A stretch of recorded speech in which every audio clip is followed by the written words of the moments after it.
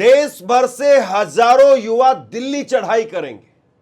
नरेंद्र मोदी सरकार में मंत्री धर्मेंद्र प्रधान के घर का घेराव करेंगे। राहुल गांधी आज पीड़ित परिवार से मिलने के लिए पहुंचे हैं। नीट का मामला नरेंद्र मोदी सरकार के नाक में नकेल के तरीके से हो गया है।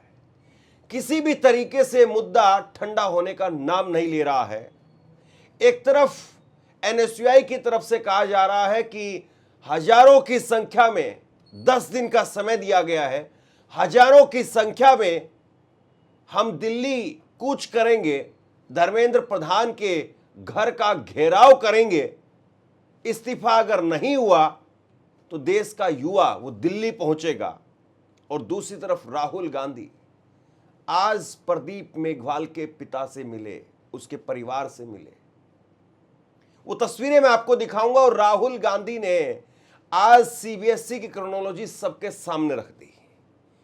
कैसे एक कंपनी जिसको कायदे से ब्लैकलिस्ट किया जाना चाहिए था, कैसे वो कंपनी किस तरीके से एक के बाद एक टेंडर लेती चली गई, और कैसे उसने नाम बदल दिया और नाम बदल करके कैसे उसको नए कॉन्ट्रैक्ट दिए जा रहे थे।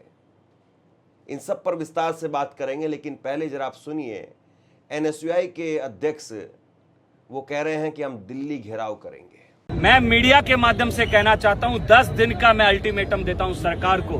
अगर सरकार 10 दिन के अंदर धर्मेंद्र प्रधान का इस्तीफा नहीं लेती है तो हम लोग दिल्ली के अंदर हजारों छात्रों के साथ जो है कूच करेंगे, आंदोलन करेंगे और हम लोग धर्मेंद्र प्रधान के घर का घेराव करेंगे। नीट का यह मामला नरेंद्र मोदी सरकार के लिए एक गले की फांस बन गया है। ना उगलते बन रहा है, ना निगलते बन रहा है। बीजेपी कह रही कि सीबीआई इसमें इंक्वायरी कर रही है, कांग्रेस इसमें जबरन राजनीति कर रही है। लेकिन साहब सवाल यह है कि सीबीआई बड़े अजगरों को क्यों नहीं पकड़ पा रही है? इस मामले के अंदर अभी तक क्या किसी बड़े नेता की, क्या किसी बड़े कंपनी की कहीं पर कोई गिरफ्तारी हुई क्या? अभी तक इस मामले के अंदर तकरीबन 10 लोगों की गिरफ्तारी हुई है। और जो 10 लोग पकड़े गए हैं उनके परिवार के लोग कह रहे हैं कि बड़े लोगों को छोड़ दिया गया है, हमारे लोगों को फंसा दिया गया है। तो ये बड़े लोग हैं कौन? अब बड़े में वो बड़े मंत्री हैं, बड़े में वो बड़े किसी कोचिंग इंस्टीट्यूट के मालिक हैं, कोई विधायक है, कोई सांसद है, कोई मुख्यमंत्री है। कौन है वो बड़ा आदमी जिस तक सीबीआई नहीं पहुंच पा रही है? ये बहुत बड़ा सवाल है। ये तस्वीरें आप देखिए। राहुल गांधी आज उस परिवार के साथ में बैठे हुए हैं जिसने अपना बेटा खो दिया। आप जानते हैं राजस्थान के प्रदीप मेघवाल, राजस्थान के सीकर के रहने वाले प्रदीप मेघवाल ने अपनी जान दे दी। किस लिए? कि नीट का पेपर लीक हो गया। उसके परिवार ने, और जो यहां पर स्थिति नजर आ रही है, राहुल गांधी के साथ में जो बैठा हुआ पूरा परिवार आपको नजर आ रहा है, इसमें कपड़ों से आप पहचान लीजिए। मोदी जी कहते हैं कपड़ों से पहचान लेते हैं, तो कपड़ों से पहचान लीजिए कि टाटा बिरला अंबानी परिवार के लोग हैं या फिर वाकई एक आम आदमी है, एक आम परिवार है, गरीब मध्यम वर्गीय परिवार है। 11 लाख रुपए का कर्जा लिया, 11 लाख रुपए का कर्जा लेकर के अपने बेटे को पढ़ाया और फिर पेपर लीक हो गया। और पेपर लीक होने के बाद में उस बेटे ने अपना हौसला वो तोड़ दिया और उसने जान दे दी। राहुल गांधी की तरफ से 11 लाख रुपए का लोन पहले ही चुकता करवा दिया गया है कांग्रेस पार्टी की तरफ से। और आज ये परिवार के साथ में राहुल गांधी ने मुलाकात की। राहुल गांधी ने लिखा कि आज नीट पेपर लीक से आहत होकर आत्महत्या करने वाले होनहार छात्र प्रदीप मेघवाल के परिवार से मिला। उनका दर्द शब्दों में समा नहीं सकता है। एक माँ बाप ने अपना बेटा खोया, उनका कोई कसूर नहीं था। देश के लाखों बच्चे पढ़ाई, प्रतियोगिता और भविष्य के दबाव में जी रहे हैं। और जब पेपर लीक होता है तो सिर्फ एक परीक्षा नहीं टूटती है, एक बच्चे का सपना और एक परिवार टूट जाता है। प्रदीप की मौत आत्महत्या नहीं, एक टूटी हुई भ्रष्ट व्यवस्था की देन है, जिन्होंने परीक्षा प्रणाली को माफिया के हवाले कर दिया है और आज अपनी कुर्सी से चिपके हुए हैं। मोदी प्रधान की जोड़ी इस परिवार के सामने जवाबदेह है। तो राहुल गांधी कह रहे हैं कि मोदी और प्रधान यानी धर्मेंद्र प्रधान वो जवाबदेह हैं। ये परिवार जवाब मांग रहा है कि क्यों वो अपनी कुर्सी से चिपके हुए हैं। तो राहुल गांधी भी इस्तीफा मांग रहे हैं। आज राहुल गांधी ने एक और वीडियो जारी की, जरा आप अपनी स्क्रीन के ऊपर ये वीडियो देखिए। राहुल गांधी ने आज सीबीएसई को लेकर के एक वीडियो जारी की और राहुल गांधी ने इस वीडियो के जरिए सरकार का कच्चा चिट्ठा खोल दिया। राहुल गांधी ने बताया कि कैसे और किस तरीके से सरकार काम कर रही है और एक कंपनी जिसका 30 सेकंड के अंदर हमने कच्चा चिट्ठा वो खंगाल डाला, आखिरकार सरकार ने क्यों नहीं उस कंपनी का बैकग्राउंड चेक किया। राहुल गांधी ने कहा, राहुल ने लिखा कि सीबीएसई परीक्षा में भयंकर हेरफेर हो गई जिससे देश के लाखों बच्चे और उनके माता पिता सदमे में हैं और मोदी जी हमेशा की तरह न जवाब है, न जिम्मेदारी है और न शर्म है। जिस कंपनी को कोमेट कंपनी को यह जिम्मेदारी दी गई वह पहले गोल्बरीना के नाम से तेलंगाना में 2019 में यह कारनामा कर चुकी है। नाम बदला पर नियत वही रही, फितरत वही रही। इतिहास सबको पता था फिर भी ठेका दिया गया।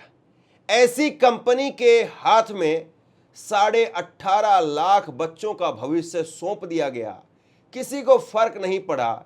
यह गलती नहीं है, यह सोचा समझा षड्यंत्र है। कुछ जरूरी सवाल है। कोमेट को सीबीएसई का ठेका क्यों दिया गया और किसके कहने पर दिया गया? कौन कौन से नियम और प्रक्रियाओं को दरकिनार करके इस कंपनी को यह ठेका दिया गया? कोमेट पहले से ग्लोबरीना के नाम से विवादों में घिर चुकी है। यह सीबीएसई को क्यों नहीं पता चला? बैकग्राउंड चेक क्यों नहीं किए गए? कोमेट प्रबंधन और मोदी सरकार के बीच में आखिरकार क्या संबंध है? हम मांग करते हैं कि इस पूरे घोटाले के असली दोषियों को सामने लाने के लिए स्वतंत्र न्यायिक जांच और एसआईटी का गठन तत्काल किया जाए। सीबीएसई के जेनजी साथियों, आपकी मेहनत, आपका भविष्य कोई नहीं चुरा पाएगा।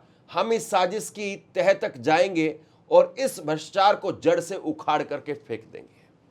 तो राहुल गांधी वो कह रहे हैं कि हम आपके साथ खड़े हैं। राहुल गांधी वो कह रहे हैं कि जिस कंपनी को पहले नाम बदल करके ये पहले भी कारनामा वो कर चुकी है और कायदे से जिसको ब्लैकलिस्ट किया जाना चाहिए था, वो कंपनी अपना नाम बदल करके फिर से मार्केट में आ गई और उस कंपनी को आपने ये ठेका क्यों दिया, ये कॉन्ट्रैक्ट क्यों दिया, सीबीएसई का कॉन्ट्रैक्ट क्यों दिया?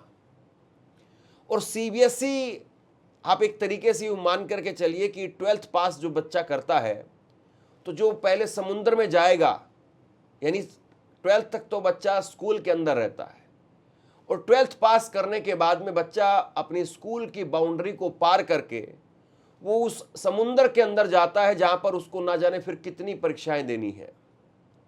ये उसकी आखिरी और एक तरीके से यूं कहिए कि जो हजारों परीक्षाएं होनी है उससे पहले की एक परीक्षा है और उस परीक्षा को भी अगर आप ठीक तरीके से नहीं करवा पा रहे हैं और अगर 12वीं के बच्चे का आप हौसला तोड़ दे रहे हैं तो आप सोचिए कि एक स्कूल की बाउंड्री के भीतर ही आप कितने सपनों को दफन कर देंगे।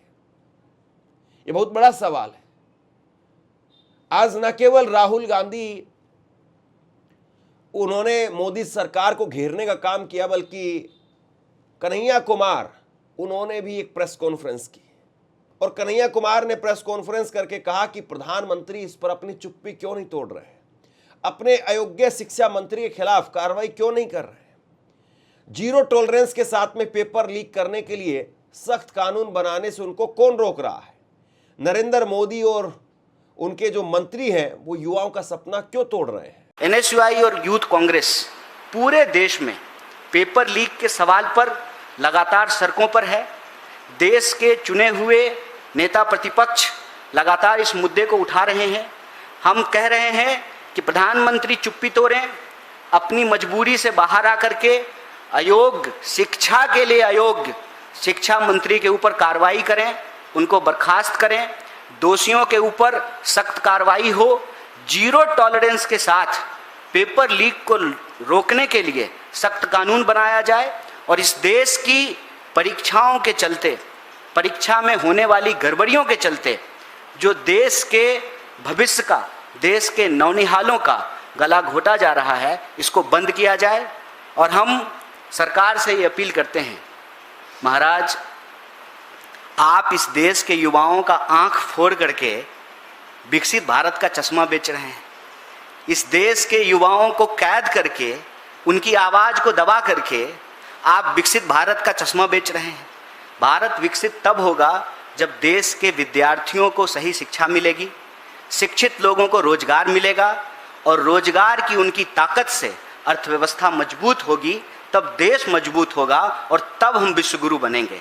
पेपर लीक कराने वाले गुरुओं से, जिनका संबंध भाजपा और आरएसएस से है, उनके दम पर तो विश्वगुरु नहीं बन पाएंगे। ये छलावा बंद किया जाए और देश के अंदर यह जो स्थिति पैदा की गई है, किसी भी लोकतांत्रिक आवाज को आनन फानन में देशद्रोही साबित करना है, पाकिस्तानी साबित करना है, यह रवैया देश के लिए ठीक नहीं है। जिस तरीके से राहुल गांधी ने सीबीएसई के अंदर सवाल खड़े किए और सीबीएसई में कैसे एक नाम बदल करके दोबारा से मार्केट में आने वाली कंपनी को ठेका दे दिया गया, वैसे ही नीट के मामले में भी हो रहा है।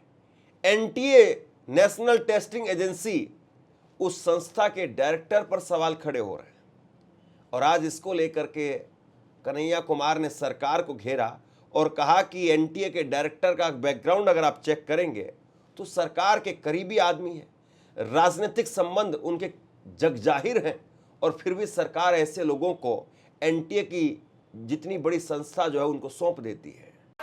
हर परीक्षा, देश की हर महत्वपूर्ण परीक्षा को करवाने की जिम्मेवारी उस एनटीए को दे दिया गया है जिस पर बार बार सवाल उठ रहे हैं। और इसमें कोई दो राय नहीं है कि जो एनटीए के डायरेक्टर हैं, आप उनका बैकग्राउंड चेक करके देख लीजिए। उनका बैकग्राउंड सरकार में बैठे हुए लोगों से राजनीतिक संबंध का बैकग्राउंड है। ऐसी क्या मजबूरी है कि ऐसे निदेशकों को राजनीतिक लाभ के लिए अपनी पार्टी, अपने विचारधारा के लोगों को महत्वपूर्ण पदों पर बिठाया जाता है, फिर उस एजेंसी के द्वारा लगातार अयोग्य तरीके से परीक्षा कंडक्ट कराने की असफल कोशिश की जाती है, फिर भी उनके ऊपर कोई कार्रवाई नहीं किया जाता है। देश आज एक गंभीर विषय से गुजर रहा है। ऐसी परिस्थिति में हम देश के विद्यार्थियों और नौजवानों से ये अपील करना चाहते हैं कि सिस्टम की खामी और कमी को आप अपने मत्थे मत मढ़िए। सिस्टम अपनी कमी को, अपने फेलियर को आपके माथे पर नाकामी के रूप में मढ़ना चाहती है, लेकिन आपको इन परिस्थितियों से किसी और की गलती के चलते अपनी जान गंवाने की आवश्यकता नहीं है।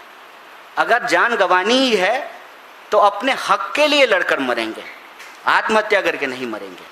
आपको याद होगा एक 17 साल का लड़का वेदांत, जिसने सीबीएसई की आंसर सीट को लेकर के सवाल खड़े किए और जिसको पाकिस्तानी देशद्रोही ना जाने क्या क्या तमगे दे दिए गए, उसको लेकर के कन्हैया कुमार ने घेरते हुए कहा कि सरकार के रीढ़ वहीन पत्रकार वो सवाल पूछने वालों को पाकिस्तानी करार देते हैं। अब कुल मिलाकर के देखना यह है कि जिस तरीके से सरकार घेरती जा रही है, क्या वाकई नरेंद्र मोदी अपने शिक्षा मंत्री धर्मेंद्र प्रधान का इस्तीफा लेंगे या दिल्ली में अभी लड़ाई और लंबी चलेगी? आप क्या सोचते हैं नीचे कमेंट सेक्शन में लिख करके जरूर बताइए। इस वीडियो को लाइक कीजिए और चैनल को सब्सक्राइब जरूर कीजिए। शुक्रिया, थैंक यू।